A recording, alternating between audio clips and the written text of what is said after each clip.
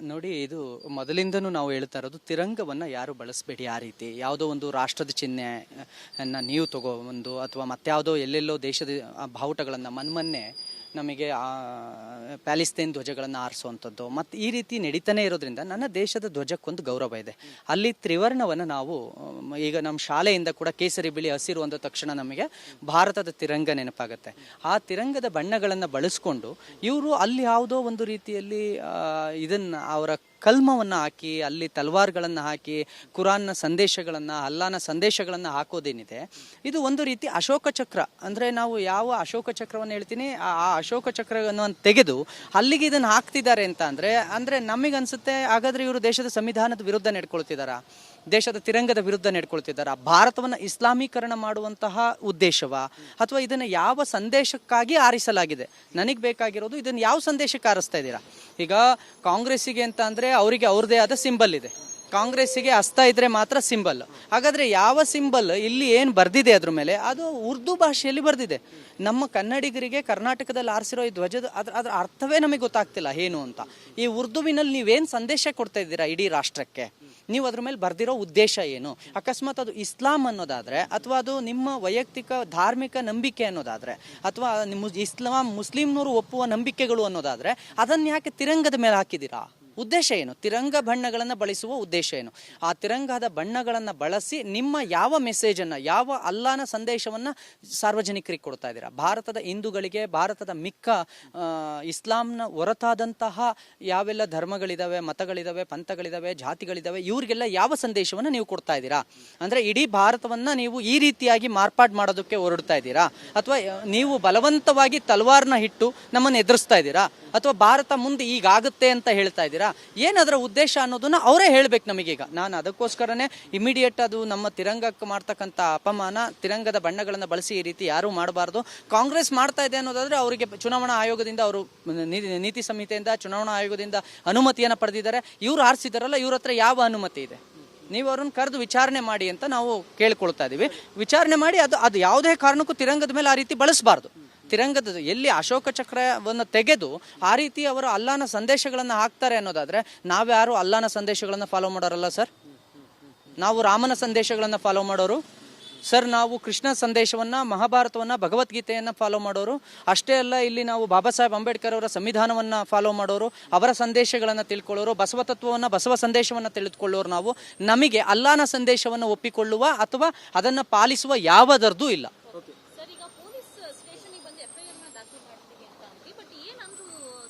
ಸ್ಟೇಷನ್ನಲ್ಲಿ ಇನ್ನೂ ಕಂಪ್ಲೇಂಟ್ ತಗೊಳ್ಳೋದಕ್ಕೆ ಅವರು ಇಂದು ಮುಂದೆ ನೋಡ್ತಾ ಇದ್ದಾರೆ.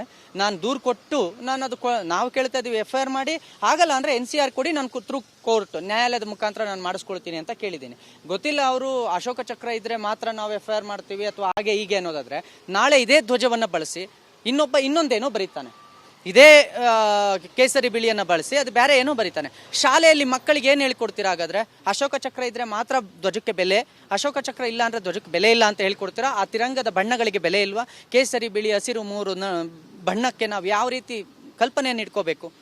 ಇದು ಒಟ್ಟಾರೆ ಇದು ಸರಿ ಇಲ್ಲ. ಇದಕ್ಕೆ ನಾನು ಕೇಳೋದು, ಹೊಸ ತಿದ್ದುಪಡಿಯೇ ಬರಬೇಕು. ಪುನೀತ್ ಕೆರೆಳ್ಳಿ ಅವರೇ, ತಾವು ಹೇಳಿದ್ರಿ ಉರ್ದು ಭಾಷೆಯ ಬರಹ ಅಂತ ಹೇಳಿದ್ರಿ, ಕಲ್ಮಾ ಬರಹ ಅಂತ ಹೇಳಿದ್ರಿ.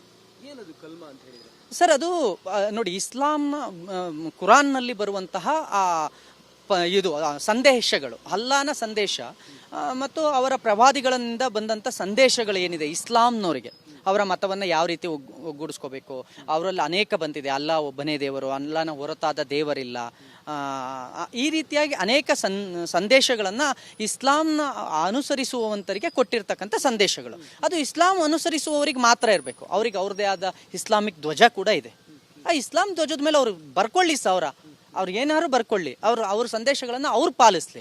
ಆದರೆ ಭಾರತದ ತ್ರಿವರ್ಣದ ಮೇಲೆ ಅದನ್ನು ಬರೀತಿದ್ದಾರೆ ಅಂದರೆ ಇಂಡೈರೆಕ್ಟ್ಲಿ ಅವ್ರು ನಮಗೆ ಮೆಸೇಜ್ ಮಾಡ್ತಿದ್ದಾರೆ, ಭಾರತವನ್ನು ನಾವು ಇಸ್ಲಾಮೀಕರಣ ಮಾಡ್ತೀವಿ ಅಂತ.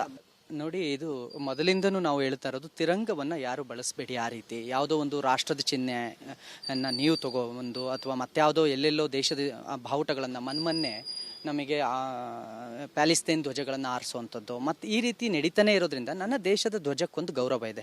ಅಲ್ಲಿ ತ್ರಿವರ್ಣವನ್ನು ನಾವು ಈಗ ನಮ್ಮ ಶಾಲೆಯಿಂದ ಕೂಡ ಕೇಸರಿ ಬಿಳಿ ಹಸಿರು ಅಂದ ತಕ್ಷಣ ನಮಗೆ ಭಾರತದ ತಿರಂಗ ನೆನಪಾಗುತ್ತೆ. ಆ ತಿರಂಗದ ಬಣ್ಣಗಳನ್ನು ಬಳಸ್ಕೊಂಡು ಇವರು ಅಲ್ಲಿ ಯಾವುದೋ ಒಂದು ರೀತಿಯಲ್ಲಿ ಇದನ್ನು ಅವರ ಕಲ್ಮವನ್ನು ಹಾಕಿ ಅಲ್ಲಿ ತಲ್ವಾರ್ಗಳನ್ನು ಹಾಕಿ ಕುರಾನ್ನ ಸಂದೇಶಗಳನ್ನು ಅಲ್ಲಾನ ಸಂದೇಶಗಳನ್ನು ಹಾಕೋದೇನಿದೆ ಇದು ಒಂದು ರೀತಿ ಅಶೋಕ ಚಕ್ರ. ಅಂದರೆ ನಾವು ಯಾವ ಅಶೋಕ ಚಕ್ರವನ್ನು ಹೇಳ್ತೀನಿ ಆ ಅಶೋಕ ಚಕ್ರವನ್ನು ತೆಗೆದು ಅಲ್ಲಿಗೆ ಇದನ್ನು ಹಾಕ್ತಿದ್ದಾರೆ ಅಂತ ಅಂದರೆ ನಮಗನ್ಸುತ್ತೆ ಹಾಗಾದರೆ ಇವರು ದೇಶದ ಸಂವಿಧಾನದ ವಿರುದ್ಧ ನಡ್ಕೊಳ್ತಿದ್ದಾರಾ, ದೇಶದ ತಿರಂಗದ ವಿರುದ್ಧ ನಡ್ಕೊಳ್ತಿದ್ದಾರಾ, ಭಾರತವನ್ನು ಇಸ್ಲಾಮೀಕರಣ ಮಾಡುವಂತಹ ಉದ್ದೇಶವ, ಅಥವಾ ಇದನ್ನು ಯಾವ ಸಂದೇಶಕ್ಕಾಗಿ ಆರಿಸಲಾಗಿದೆ? ನನಗೆ ಬೇಕಾಗಿರೋದು ಇದನ್ನು ಯಾವ ಸಂದೇಶಕ್ಕೆ ಆರಿಸ್ತಾ ಇದ್ದೀರಾ? ಈಗ ಕಾಂಗ್ರೆಸ್ಸಿಗೆ ಅಂತ ಅಂದರೆ ಅವರಿಗೆ ಅವ್ರದೇ ಆದ ಸಿಂಬಲ್ ಇದೆ, ಕಾಂಗ್ರೆಸ್ಸಿಗೆ ಹಸ್ತ ಇದ್ರೆ ಮಾತ್ರ ಸಿಂಬಲ್. ಹಾಗಾದರೆ ಯಾವ ಸಿಂಬಲ್ ಇಲ್ಲಿ ಏನು ಬರೆದಿದೆ ಅದ್ರ ಮೇಲೆ ಅದು ಉರ್ದು ಭಾಷೆಯಲ್ಲಿ ಬರೆದಿದೆ. ನಮ್ಮ ಕನ್ನಡಿಗರಿಗೆ ಕರ್ನಾಟಕದಲ್ಲಿ ಆರಿಸಿರೋ ಈ ಧ್ವಜದ ಅದರ ಅರ್ಥವೇ ನಮಗೆ ಗೊತ್ತಾಗ್ತಿಲ್ಲ ಏನು ಅಂತ. ಈ ಉರ್ದುವಿನಲ್ಲಿ ನೀವೇನು ಸಂದೇಶ ಕೊಡ್ತಾ ಇದ್ದೀರಾ ಇಡೀ ರಾಷ್ಟ್ರಕ್ಕೆ? ನೀವು ಅದ್ರ ಮೇಲೆ ಬರೆದಿರೋ ಉದ್ದೇಶ ಏನು? ಅಕಸ್ಮಾತ್ ಅದು ಇಸ್ಲಾಂ ಅನ್ನೋದಾದರೆ, ಅಥವಾ ಅದು ನಿಮ್ಮ ವೈಯಕ್ತಿಕ ಧಾರ್ಮಿಕ ನಂಬಿಕೆ ಅನ್ನೋದಾದರೆ, ಅಥವಾ ನಿಮ್ಮ ಮುಸ್ಲಿಮ್ನವರು ಒಪ್ಪುವ ನಂಬಿಕೆಗಳು ಅನ್ನೋದಾದರೆ ಅದನ್ನು ಯಾಕೆ ತಿರಂಗದ ಮೇಲೆ ಹಾಕಿದ್ದೀರಾ? ಉದ್ದೇಶ ಏನು? ತಿರಂಗ ಬಣ್ಣಗಳನ್ನು ಬಳಸುವ ಉದ್ದೇಶ ಏನು? ಆ ತಿರಂಗದ ಬಣ್ಣಗಳನ್ನು ಬಳಸಿ ನಿಮ್ಮ ಯಾವ ಮೆಸೇಜನ್ನು, ಯಾವ ಅಲ್ಲಾನ ಸಂದೇಶವನ್ನು ಸಾರ್ವಜನಿಕರಿಗೆ ಕೊಡ್ತಾ ಇದ್ದೀರಾ? ಭಾರತದ ಹಿಂದೂಗಳಿಗೆ, ಭಾರತದ ಮಿಕ್ಕ ಇಸ್ಲಾಂನ ಹೊರತಾದಂತಹ ಯಾವೆಲ್ಲ ಧರ್ಮಗಳಿದ್ದಾವೆ, ಮತಗಳಿದ್ದಾವೆ, ಪಂಥಗಳಿದ್ದಾವೆ, ಜಾತಿಗಳಿದ್ದಾವೆ, ಇವರಿಗೆಲ್ಲ ಯಾವ ಸಂದೇಶವನ್ನು ನೀವು ಕೊಡ್ತಾ ಇದ್ದೀರಾ? ಅಂದರೆ ಇಡೀ ಭಾರತವನ್ನು ನೀವು ಈ ರೀತಿಯಾಗಿ ಮಾರ್ಪಾಡು ಮಾಡೋದಕ್ಕೆ ಹೊರಡ್ತಾ ಇದ್ದೀರಾ, ಅಥವಾ ನೀವು ಬಲವಂತವಾಗಿ ತಲ್ವಾರ್ನ ಇಟ್ಟು ನಮ್ಮನ್ನು ಎದುರಿಸ್ತಾ ಇದ್ದೀರಾ, ಅಥವಾ ಭಾರತ ಮುಂದೆ ಈಗಾಗುತ್ತೆ ಅಂತ ಹೇಳ್ತಾ ಇದ್ದೀರಾ? ಏನದರ ಉದ್ದೇಶ ಅನ್ನೋದನ್ನ ಅವರೇ ಹೇಳ್ಬೇಕು ನಮಗೀಗ. ನಾನು ಅದಕ್ಕೋಸ್ಕರನೇ ಇಮಿಡಿಯೇಟ್ ಅದು ನಮ್ಮ ತಿರಂಗಕ್ಕೆ ಮಾಡ್ತಕ್ಕಂಥ ಅಪಮಾನ, ತಿರಂಗದ ಬಣ್ಣಗಳನ್ನು ಬಳಸಿ ಈ ರೀತಿ ಯಾರೂ ಮಾಡಬಾರ್ದು. ಕಾಂಗ್ರೆಸ್ ಮಾಡ್ತಾ ಇದೆ ಅನ್ನೋದಾದ್ರೆ ಅವರಿಗೆ ಚುನಾವಣಾ ಆಯೋಗದಿಂದ, ಅವರು ನೀತಿ ಸಂಹಿತೆಯಿಂದ, ಚುನಾವಣಾ ಆಯೋಗದಿಂದ ಅನುಮತಿಯನ್ನು ಪಡೆದಿದ್ದಾರೆ. ಇವ್ರು ಆರಿಸಿದಾರಲ್ಲ, ಇವ್ರ ಹತ್ರ ಯಾವ ಅನುಮತಿ ಇದೆ? ನೀವು ಅವ್ರನ್ನ ಕರೆದು ವಿಚಾರಣೆ ಮಾಡಿ ಅಂತ ನಾವು ಕೇಳ್ಕೊಳ್ತಾ ಇದ್ದೀವಿ. ವಿಚಾರಣೆ ಮಾಡಿ ಅದು ಯಾವುದೇ ಕಾರಣಕ್ಕೂ ತಿರಂಗದ ಮೇಲೆ ಆ ರೀತಿ ಬಳಸಬಾರ್ದು. ತಿರಂಗದ ಎಲ್ಲಿ ಅಶೋಕ ಚಕ್ರವನ್ನು ತೆಗೆದು ಆ ರೀತಿ ಅವರು ಅಲ್ಲಾನ ಸಂದೇಶಗಳನ್ನು ಹಾಕ್ತಾರೆ ಅನ್ನೋದಾದರೆ, ನಾವ್ಯಾರು ಅಲ್ಲಾನ ಸಂದೇಶಗಳನ್ನು ಫಾಲೋ ಮಾಡೋರಲ್ಲ ಸರ್. ನಾವು ರಾಮನ ಸಂದೇಶಗಳನ್ನು ಫಾಲೋ ಮಾಡೋರು ಸರ್. ನಾವು ಕೃಷ್ಣ ಸಂದೇಶವನ್ನು, ಮಹಾಭಾರತವನ್ನು, ಭಗವದ್ಗೀತೆಯನ್ನು ಫಾಲೋ ಮಾಡೋರು. ಅಷ್ಟೇ ಅಲ್ಲ, ಇಲ್ಲಿ ನಾವು ಬಾಬಾ ಸಾಹೇಬ್ ಅಂಬೇಡ್ಕರ್ ಅವರ ಸಂವಿಧಾನವನ್ನು ಫಾಲೋ ಮಾಡೋರು, ಅವರ ಸಂದೇಶಗಳನ್ನು ತಿಳ್ಕೊಳ್ಳೋರು, ಬಸವ ತತ್ವವನ್ನು, ಬಸವ ಸಂದೇಶವನ್ನು ತಿಳಿದುಕೊಳ್ಳೋರು. ನಾವು ನಮಗೆ ಅಲ್ಲಾನ ಸಂದೇಶವನ್ನು ಒಪ್ಪಿಕೊಳ್ಳುವ ಅಥವಾ ಅದನ್ನು ಪಾಲಿಸುವ ಯಾವುದರದ್ದು ಇಲ್ಲ.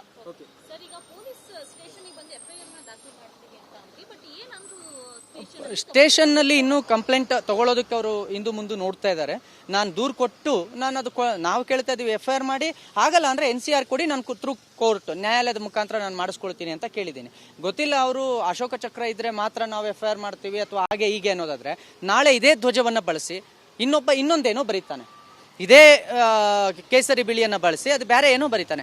ಶಾಲೆಯಲ್ಲಿ ಮಕ್ಕಳಿಗೆ ಏನು ಹೇಳ್ಕೊಡ್ತೀರಾ? ಹಾಗಾದರೆ ಅಶೋಕ ಚಕ್ರ ಇದ್ದರೆ ಮಾತ್ರ ಧ್ವಜಕ್ಕೆ ಬೆಲೆ, ಅಶೋಕ ಚಕ್ರ ಇಲ್ಲ ಅಂದರೆ ಧ್ವಜಕ್ಕೆ ಬೆಲೆ ಇಲ್ಲ ಅಂತ ಹೇಳ್ಕೊಡ್ತೀರಾ? ಆ ತಿರಂಗದ ಬಣ್ಣಗಳಿಗೆ ಬೆಲೆ ಇಲ್ವಾ? ಕೇಸರಿ ಬಿಳಿ ಹಸಿರು ಮೂರು ಬಣ್ಣಕ್ಕೆ ನಾವು ಯಾವ ರೀತಿ ಕಲ್ಪನೆಯನ್ನು ಇಟ್ಕೋಬೇಕು?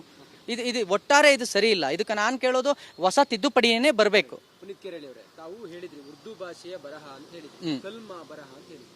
ಏನದು ಕಲ್ಮಾ ಅಂತ ಹೇಳಿದ್ರೆ ಸರ್? ಅದು ನೋಡಿ, ಇಸ್ಲಾಂನ ಕುರಾನ್ನಲ್ಲಿ ಬರುವಂತಹ ಇದು ಸಂದೇಶಗಳು, ಅಲ್ಲಾನ ಸಂದೇಶ ಮತ್ತು ಅವರ ಪ್ರವಾದಿಗಳಿಂದ ಬಂದಂಥ ಸಂದೇಶಗಳು ಏನಿದೆ ಇಸ್ಲಾಂನವರಿಗೆ, ಅವರ ಮತವನ್ನು ಯಾವ ರೀತಿ ಒಗ್ಗೂಡಿಸ್ಕೋಬೇಕು, ಅವರಲ್ಲಿ ಅನೇಕ ಬಂದಿದೆ, ಅಲ್ಲಾ ಒಬ್ಬನೇ ದೇವರು, ಅಲ್ಲಾನ ಹೊರತಾದ ದೇವರಿಲ್ಲ, ಈ ರೀತಿಯಾಗಿ ಅನೇಕ ಸಂದೇಶಗಳನ್ನು ಇಸ್ಲಾಂನ ಅನುಸರಿಸುವಂತರಿಗೆ ಕೊಟ್ಟಿರ್ತಕ್ಕಂಥ ಸಂದೇಶಗಳು. ಅದು ಇಸ್ಲಾಂ ಅನುಸರಿಸುವವರಿಗೆ ಮಾತ್ರ ಇರಬೇಕು. ಅವ್ರಿಗೆ ಅವ್ರದ್ದೇ ಆದ ಇಸ್ಲಾಮಿಕ್ ಧ್ವಜ ಕೂಡ ಇದೆ. ಆ ಇಸ್ಲಾಂ ಧ್ವಜದ ಮೇಲೆ ಅವ್ರು ಬರ್ಕೊಳ್ಳಿ, ಅವ್ರು ಏನಾದ್ರು ಬರ್ಕೊಳ್ಳಿ, ಅವ್ರ ಸಂದೇಶಗಳನ್ನು ಅವ್ರು ಪಾಲಿಸ್ಲಿ. ಆದರೆ ಭಾರತದ ತ್ರಿವರ್ಣದ ಮೇಲೆ ಅದನ್ನು ಬರೀತಿದ್ದಾರೆ ಅಂದರೆ ಇಂಡೈರೆಕ್ಟ್ಲಿ ಅವ್ರು ನಮಗೆ ಮೆಸೇಜ್ ಮಾಡ್ತಿದ್ದಾರೆ, ಭಾರತವನ್ನು ನಾವು ಇಸ್ಲಾಮೀಕರಣ ಮಾಡ್ತೀವಿ ಅಂತ.